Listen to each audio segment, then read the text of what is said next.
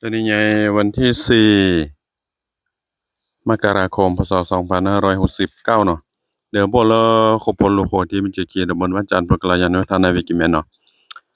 พอดีกอบค้าเนาะโอเลแม่ปิท่า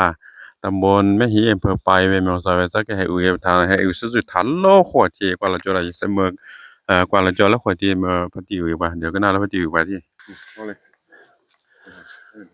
โอ้มา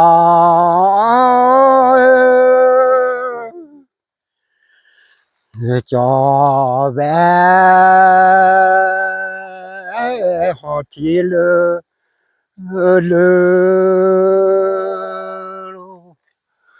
ที่เลโลพอตาเดือที่ตาเดือโคโอ้มา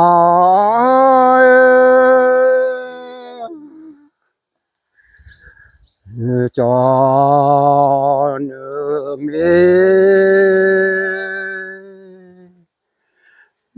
จูซากว่าสิ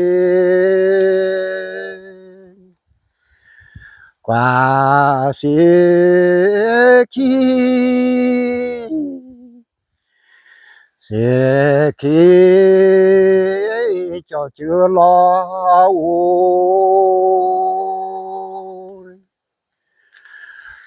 อยู่บ้านน้อ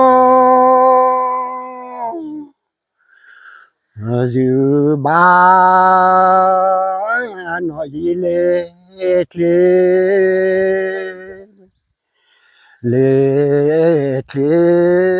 เปอยู่บ้าพอเวโอเตือก่อนนา